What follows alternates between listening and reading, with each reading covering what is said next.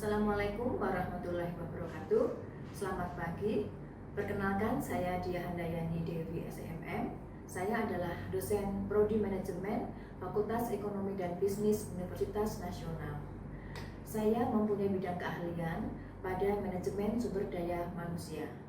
Dan saya mengajar di Prodi Manajemen antara lain perilaku organisasi, etika bisnis, budaya organisasi, dan manajemen sumber daya manusia baik dasar ataupun lanjutan. Dalam mengajar, saya menggunakan teknik mengajar DIA, yaitu Delivery, Interaction, dan Assessment. Saya akan menjelaskan tentang salah satu mata kuliah yang saya ampu, yaitu perilaku organisasi. Perilaku organisasi di sini adalah mempunyai capaian pembelajaran mata kuliah, yaitu yang pertama, mahasiswa bisa menjelaskan prinsip perilaku individu dan kelompok dalam organisasi dan perusahaan. Yang kedua, mahasiswa bisa menjelaskan konsep dasar hakikat manusia, sikap, kepribadian, atribut, serta konsep diri. Yang ketiga, mahasiswa dituntut bisa menjelaskan atau memahami tentang motivasi, pendekatan, dan teori kebutuhan manusia. Yang keempat, mahasiswa mampu menjelaskan dan menerapkan pola kepemimpinan yang efektif dan manajemen konflik dalam organisasi. Yang kelima, mahasiswa mampu menjelaskan dan menerapkan efektivitas komunikasi dalam keragaman budaya organisasi. Dan yang terakhir adalah mahasiswa mampu menjelaskan dan menerapkan manajemen sumber daya manusia. Nah, dalam mengajar, UNAS menerapkan sistem blended learning, yaitu ada onsite dan online. Pada pembelajaran online, kita menggunakan Zoom, Google Meet, dan dalam pelajaran yang onsite, kita menggunakan teknik mengajar delivery, yaitu ceramah, diskusi kelompok, diskusi dua arah, dengan tema-tema yang relevan pada saat ini. Kemudian pada metode interaksi, kita menggunakan tanya jawab dengan mahasiswa ya secara dua arah juga, kemudian diskusi, dan juga menggunakan WhatsApp group atau web kuliah sehingga kita dapat diskusi di luar jam-jam kampus. Yang ketiga, kita menggunakan asesmen, yaitu menilai kemampuan mahasiswa dengan bobot penilaian yang telah ditetapkan, yaitu pada sikap dan perilaku 10%, UTS 30%, UAS 30%, serta tugas 30%. Nah, begitu penjelasan dari saya. Terima kasih. Wassalamualaikum warahmatullahi wabarakatuh. Assalamualaikum warahmatullahi wabarakatuh. Selamat pagi semuanya. Pagi, Bu. Hari ini kita akan mempelajari tentang komunikasi. Ada yang tahu komunikasi itu apa? Komunikasi itu apa? Kalian sudah komunikasi? Iya. Nah, ini saya dengan kalian sedang komunikasi bukan? Iya. Nah, jadi artinya apa komunikasi itu? Berdialog dengan Berdialog, kemudian berhubungan. berhubungan, kemudian Informasi. bertukar informasi, kemudian ada lagi penyampaian pesan. Ya kan, saya ini kan bicarakan menyampaikan suatu informasi atau pesan. Misalnya kita ada tugas untuk presentasi kelompok tahun depan. Nah, itu kan suatu hal komunikasi yang berisikan pesan tentunya. Nah, di sini kita akan mempelajari antara lain mengidentifikasi fungsi utama dari komunikasi. Nah, barusan kita ini sedang membahas fungsi utama dari komunikasi ya secara sekilas. Kemudian kita akan menggambarkan proses komunikasi itu seperti apa. Komunikasi yang formal seperti apa, yang informal bagaimana. Nah, kemudian juga membedakan antara komunikasi ke bawah dan ke atas. Maksudnya apa? Ada yang tahu komunikasi ke bawah itu yang bagaimana dan seperti apa? Semua itu yang sifatnya itu tidak terlalu formal. Kalau ke atas itu bisa bersikap formal seperti orang tua atau atasan di tempat kerja gitu. Jadi kalau komunikasi ke bawah itu misalnya Seperti adik atau saudara-saudara. yang agak formal, misalnya kita di perusahaan, Rekan kerja, sejawat. kalau ke bawah itu artinya antara pimpinan dengan bawahan. Jadi waktu kita rapat itu antara pimpinan dan bawahan, jadi ada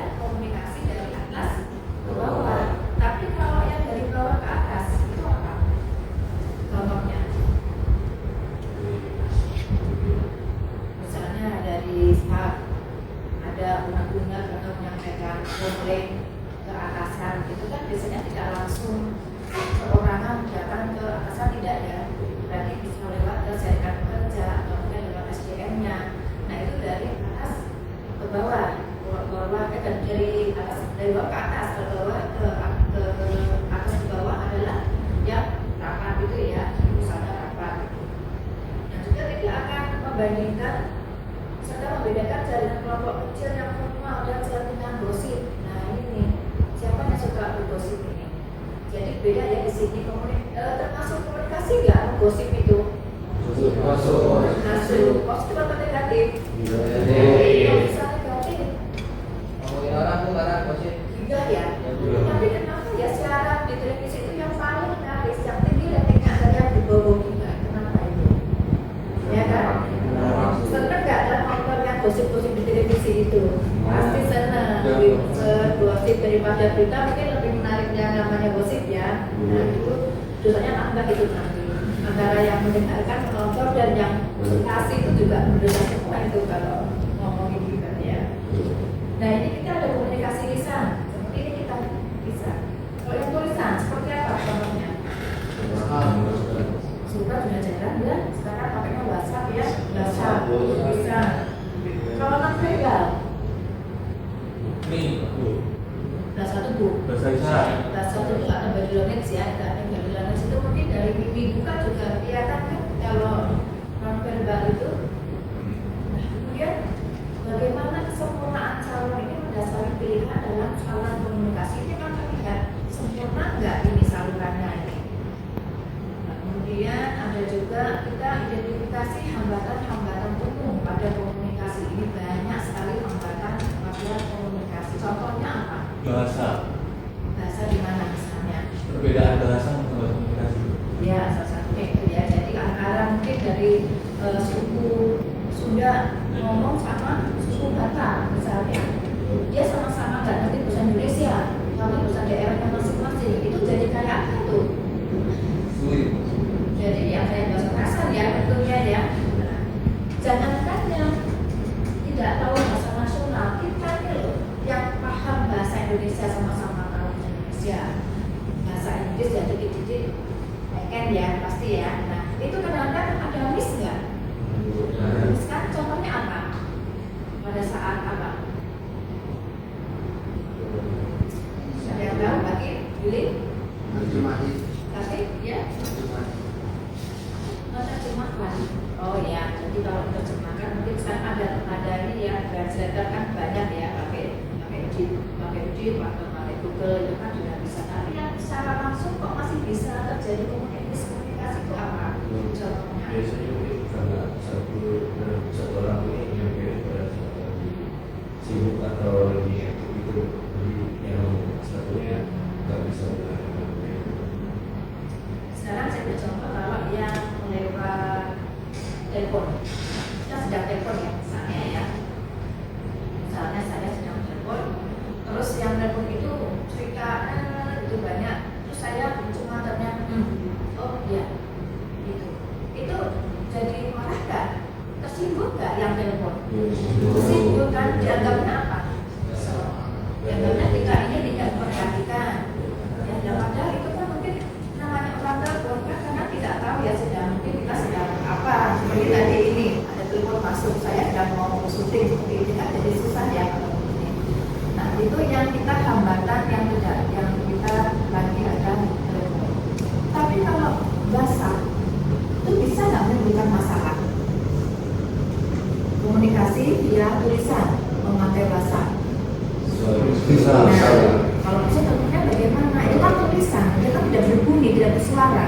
Bagaimana itu contohnya? Nah itu kadang suka ada titik komanya, atau karena pesan itu nggak ada berbunyi, nggak bersuara, orang membaca juga bisa salah menginterpretasikannya.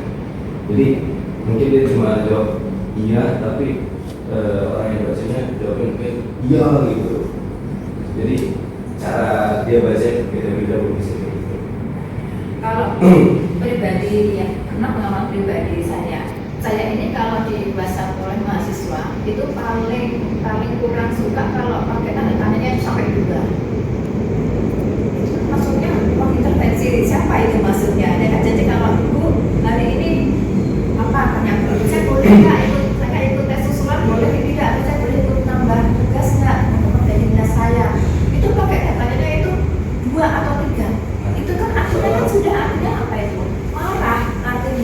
Jadi hati-hati ya dalam penulisan dalam bahasa Arab aja itu sudah bisa mencerminkan ini tandanya marah atau kurang sopan.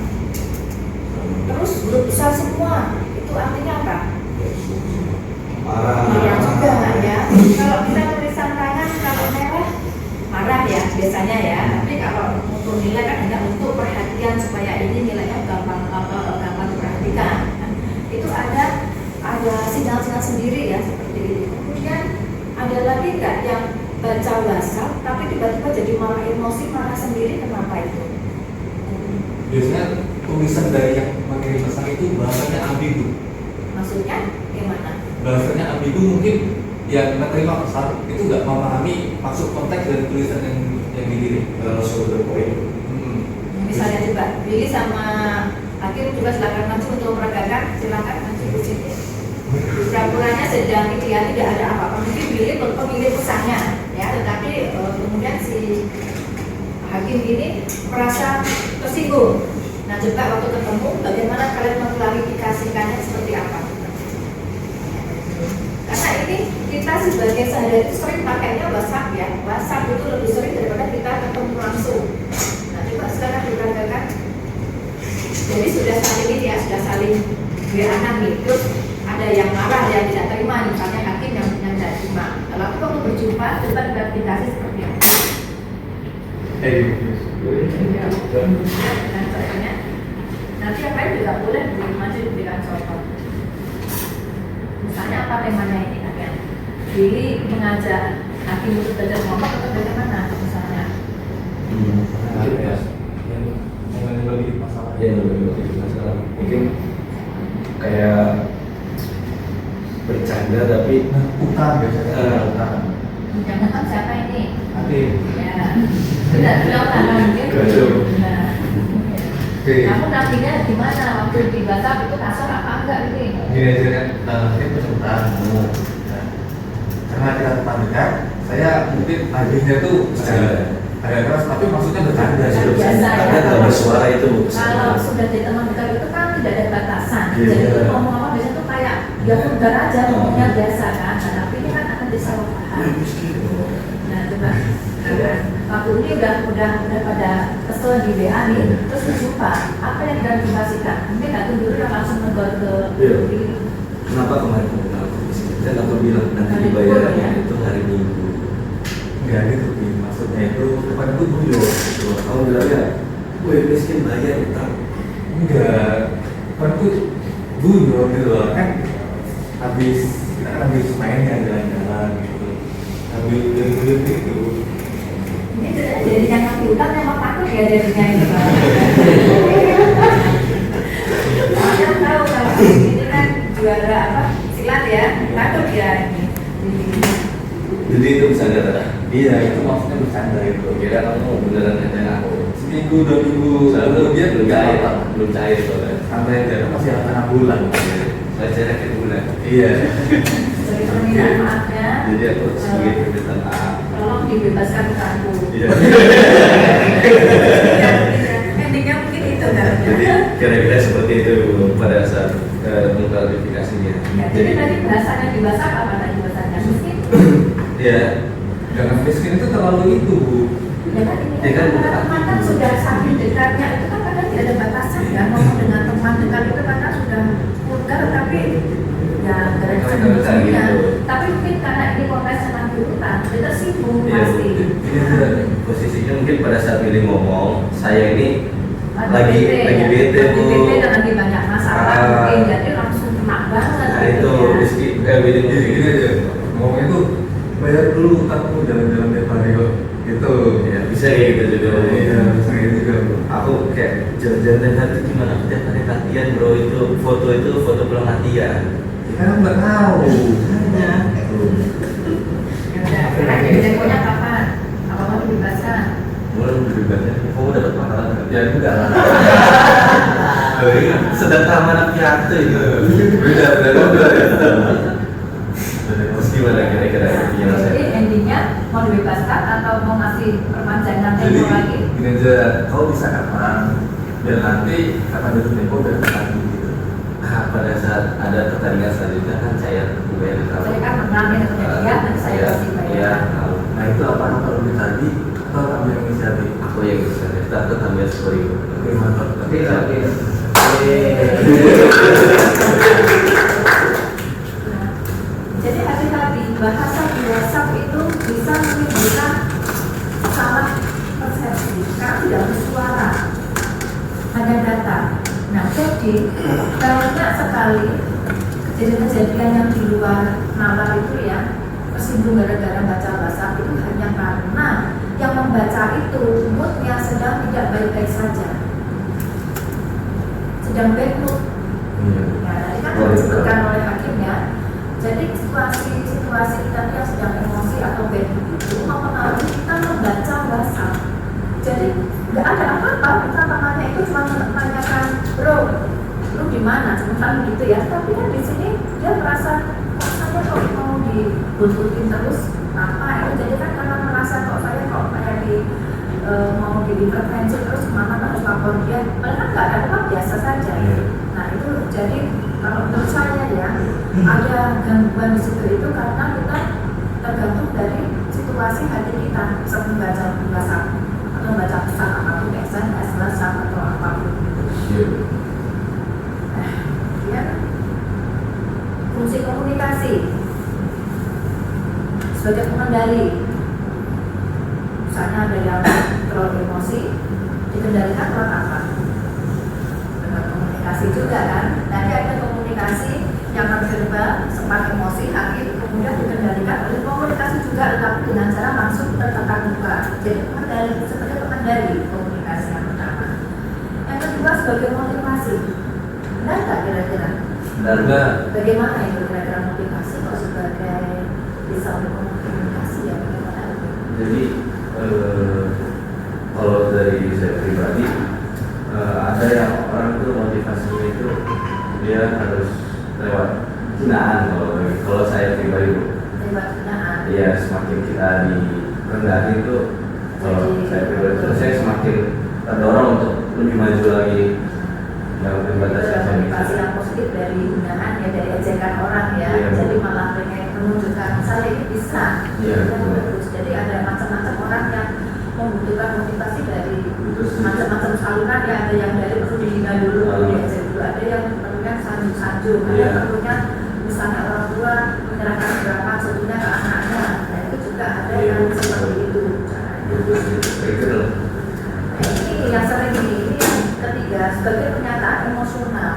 Kayaknya ini yang paling sering digunakan ya. Iya, iya betul. Ya, ngaku ya. Jadi komunikasi kok jadi pernyataan emosional itu yang seperti apa? Di kalah main game kali Bu. Pernyataan emosional harus sebagai komunikasi. Iya, menyatakan emosional kayak Seperti itu, sebenarnya itu kayak ketertarikan misal. nah, itu Ketertarikan. bisa Kita udah kaitannya dengan komunikasi. suka kamu. Nggak tahu Ya, maksudnya. emosi itu kan tidak harus negatif ya. Iya, Emosi betul. itu kan ada positif juga. Seperti itu tadi kita menyampaikan rasa senang, simpati pada orang itu juga lewat komunikasi. Nah, kan dibagi lagi komunikasinya verbal atau non verbal, langsung atau tidak langsung. Nah, kalau yang gentle langsung ya. mungkin ya. Langsung Bu. Wah, Kalau yang tidak gentle WhatsApp. kemudian ya. Kalau saling menunggu ini ya. Nah, sebagai informasi seperti itu sampaikan tadi, informasi saya ke mahasiswa adalah sebagai bentuk komunikasi. Prosesnya ini ya, tahapannya dari pengirim dulu pesan akan dikirimkan, kemudian pesan dikode, masuk ke saluran, ini ada kebisingan atau ada gangguan, kemudian pesan diterima, isi kode dibolehkan. Misalnya samping telepon ke Mega ya, telepon ke Mega, tapi bising di jalan raya. Itu kan jadi salah dengar kan, mungkin yang tadinya ngomong nanti ya kita mau bikin PPT bareng kelompok, kita kerja kelompok jam 11, tapi dengarnya jam 13. Nah ini kan kebisingan di jalan itu, akhirnya pesan diterimanya itu salah. Penerimanya ini si kode pemerkosaan digunakan itu ternyata salah penguraiannya. Kemudian calon formal dan saluran informal.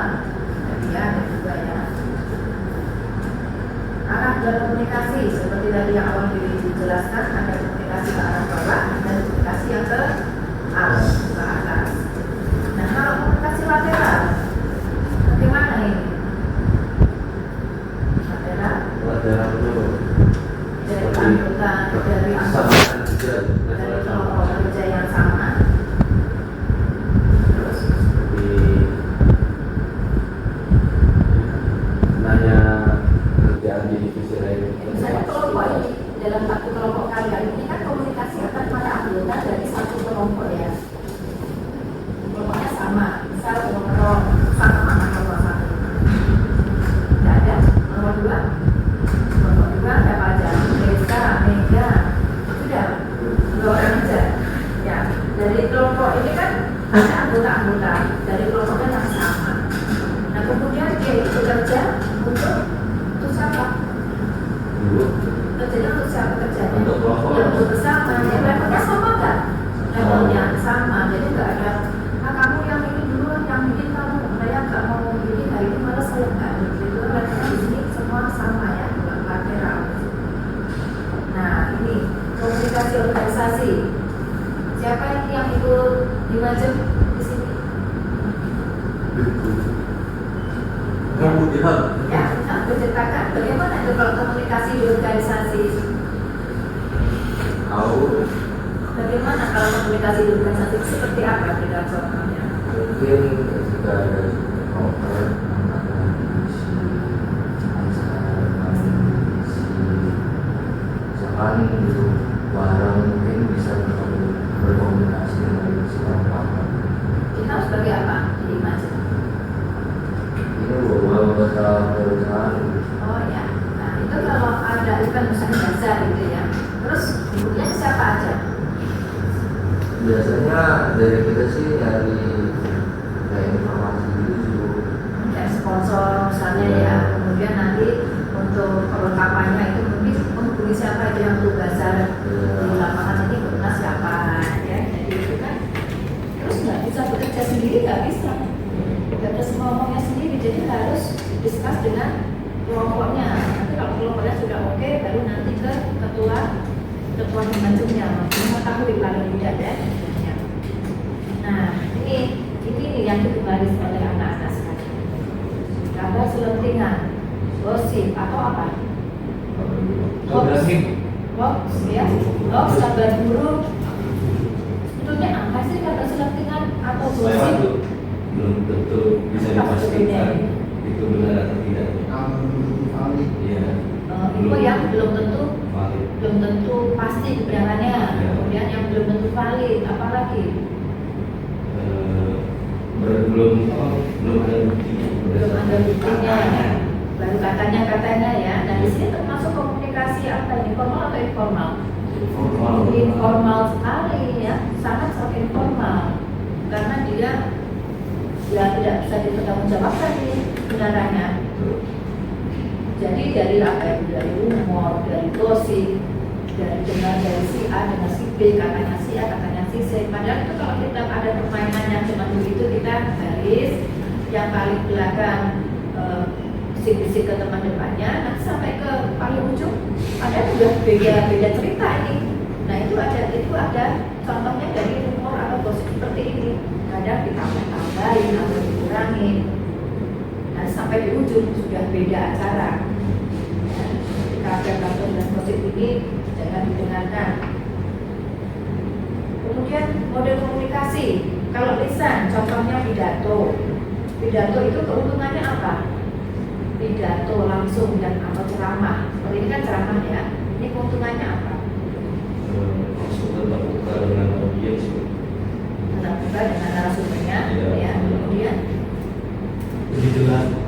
ya. Pasti kan lebih jelas. Bisa bertanya. Pastinya lebih jelas. Ada umpan baliknya langsung, umpan baliknya. Ya, karena langsung bertanya ditanggapi oleh narasumbernya. Kelemahannya apa? Kelemahannya mungkin karena Nah, kalau audionya banyak misalnya, kan kita nggak bisa langsung tanya. Kadang-kadang kita cukup tanya saja ke 3 orang. Nah, itu kan jadi kelemahannya tidak bisa semua itu ditampung untuk dijawab oleh narasumbernya.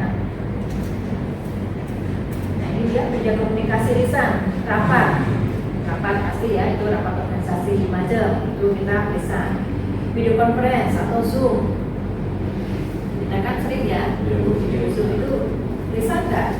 Bisa, cuma memakai media komunikasi laptop, telepon, ada lagi telepon, video conference, rapat,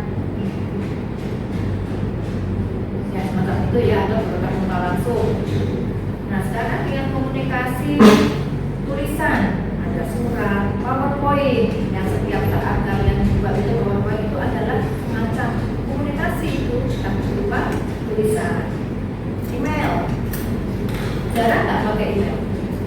Jarang, tetapi kalau yang formal biasanya by email ya biasanya. Pesan singkat atau pesan biasanya. Pesan teks, jarang ya, harus dibayar. Medsos, nah ini medsos ini di TikTok ataupun di Instagram itu kan ada kolom komentar. Biasanya itu kalau ada yang kita lihat itu orang kita sukai, langsung banjir ya di kolom komentar itu banjir. Netizen Indonesia itu memang paling top ya kalau menghina orang anak-anak itu luar biasa. Contohnya apa? Ya baru aja trending motivasi. Kalah bola. Terus gimana komentar netizennya? Rame. Iya, terus ada kan yang orang itu kita dicurangin sama anak itu sampai itu hari loh, dia dicari sama netizen cuma 5 kontak orang itu. Iya betul. Jadi sampai menerjemahkan bahasanya dia terjemahkan dikirim di kolom komentar biar bisa membaca dia. Bahkan anak saya juga ikutan gitu, anak situ sampai lah perempuan anaknya, tapi kan langsung kirim komentar dan itu ya ke klubnya di sana, kirim video ke klubnya dari kata-kata yang lainnya gitu.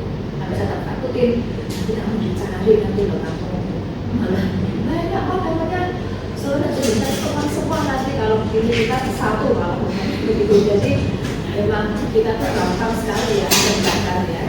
Dan netizen Indonesia itu paling top kalau disuruh mencari siapa dalam atau lengkap jejaknya siapa itu langsung banget itu langsung ketemu gitu ya. Apalagi contohnya kemarin yang itu minta itu bagaimana itu? Iya, mereka bukan kiai. Memang bukan, dan dia tidak pantas menyandang ini ya sebutan bukan itu ya. Itu tapi yang bukan dia seperti itu, jadi si penjual esnya jadi dapat rumah, dapat mobil, bisa berhaji. Itu berkahnya dia dihina. Itu kayak hati dari dihina dulu, baru nanti dapat berkah. Ada blog, ini juga kalau ada perusahaan pakai blog, marketbar. Jadi mereka tutup, ngasih makanan, ekspresi wajah. Ini bagaimana contohnya? Kayak kode-kode gitu. Contohnya kalau dari mereka tuh bagaimana contohnya? Jangan berisik. Apalagi? Itu apa artinya? Sering sih bu kalau ditanding ya biasanya jawaban.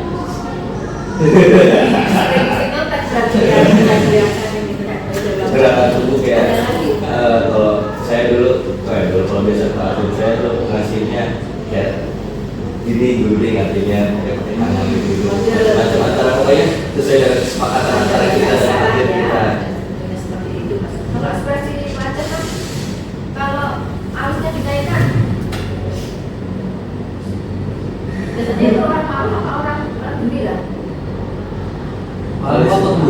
Alis dinaikkan. Dinaikkan otak bu. Biasanya itu apa itu? Bagaimana ya? Dengan apa? Kan gitu kan? Biasanya kan mereka itu langsung harusnya kan naik. Kalau kita misalnya ekspresinya itu diam cemberut, alisnya itu bertemu itu lagi apa coba? Lagi sewot ya, sewot marah sama saya. Nah itu kan jadi sudah ada kode-kode tanpa ada komunikasi lagi bilang saya sedang marah loh, kan tidak ada kan kata-kata itu, tapi otomatis dengan menunjukkan ekspresi seperti itu orang marah. Jadi dengan wajah cemberut, kemudian ini kayak kesan ya, kayak orang marah ini, terus cemberut, akhirnya dipukulin dari satu, gitu kan udah pasti marah nih, marah. Nah, jadi bahasa tubuh itu bisa mengungkapkan apa yang ada di hati kita seperti apa. Kemudian diajak ngomong juga kita jangan cita-cita itu juga artinya menimbulkan kalau kita itu lagi males diajak ngomong, lagi males berinteraksi dengan seseorang. Nah, itu adalah contoh-contoh komunikasi non verbal. Ada pertanyaan sampai di sini? Ini mengenai gosip. Tertarik sekali ya sama gosip ya. Nah, kan gosip itu kan rumor ya, Bu, ya? Cuma kata-kata Bu. Kira-kira gimana sih Bu kita menghadapi gosip itu biar orang tuh nggak salah paham atau nggak langsung percaya dengan gosip itu? Nah, tinggal siapa yang digosipkan ini? Misalnya ibu nih yang digosipin, ibu mendengar itu kabar ibu digosip itu dari orang lain dan atau Oh, misalnya saya digosipkan orang bilang bla bla bla bla. ibu dengar itu dari orang lain. Atau mungkin orang menyampaikan ke Iya, saya orang ya. menyampaikan ke ibu. Ini Gimana? di luar beda seperti ini. Gimana ibu menghadapi hal itu biar orang itu nggak langsung percaya? Ya, itu respon seseorang dengan yang lain pasti berbeda. Ada yang langsung marah, ada yang langsung tersinggung, ada yang langsung diemin, oh orang itu tadi berlaku seperti ini. Ada juga yang cuek, si boy ada. Yang mungkin saya nggak seperti yang dia katakan. Nah, tinggal kalau saya pribadi ya, saya itu enggan menyimpan sesuatu yang membuat sampah di otak saya. Jadi saya anggap omongan itu bukan untuk saya. Kalau saya terima, berarti saya itu mau, berarti itu saya benar. Tapi kalau itu ucapan orang seperti saya bukan, saya nggak mau terima karena itu bukan untuk saya. Jadi saya langsung saya buang. Dan sampai masuk ke sini karena kondisi nanti turun ke hati jadi penyakit. Nanti itu akan mengurangi kita, etos kerja kita akan berkurang, motivasi kerja kita berkurang, kita jadi down, sakit karena kepikiran omongan orang. Padahal yang mungkin kita sendiri kan kalau kita sakit. Nah, kalau kalian bagaimana cara mengantisipasinya? Tadi gosip ini, sakit ini, kok nggak terus-terus ya? Itu gimana saya itu? Gimana nih? aja sih Bu. Beda-beda ya, berarti ya, beda-beda ini orangnya. Pastilah kita tuh semuanya pasti memang ada yang menerima seperti itu dengan lapang dada, ada yang langsung, Dari sampai akal. ada yang mungkin apa itu nggak terima, kalau dikeroyok mungkin. Nah, itu kalau saya memang tidak mau menyimpan hal-hal yang negatif. Jadi mendengar cuma sudah saja saya buang. Ya, saya tidak mau menyimpan yang sampah-sampah itu di diri saya karena nanti akan jadi toksik seperti itu. Ya, itu nanti akan masuk ke jiwa kita pengen sehat ya nggak usah mikirin yang orang omongan yang nggak benar itu pesan kita. Ya, karena itu adalah itu kan ada dua surga dan neraka. Jadi kita pilih yang mana? Itu aja. Ya. Dan ini pertanyaan. Nggak dilurusin, sama ibu. Tidak perlu diluruskan karena orang yang tidak suka sama kita tidak butuh penjelasan kita. Tetap aja kita baik siapapun tetap ceritanya itu negatif karena sudah ada saya benci.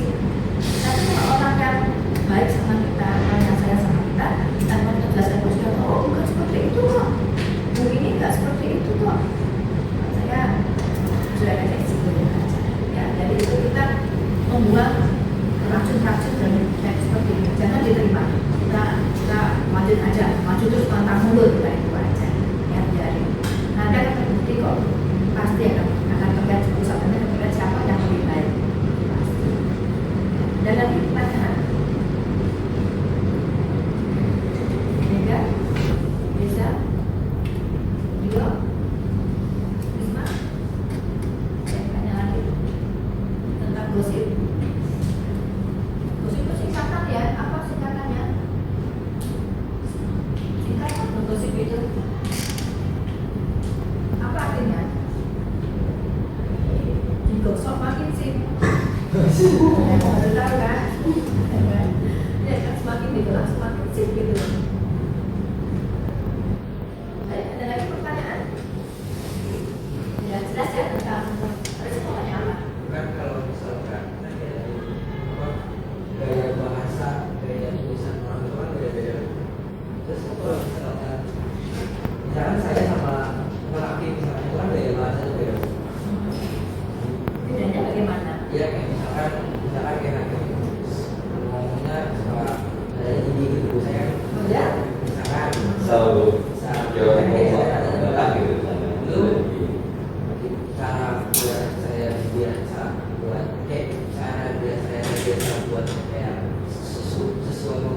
itu gimana? Biar terjadi miskomunikasi. paham. Iya.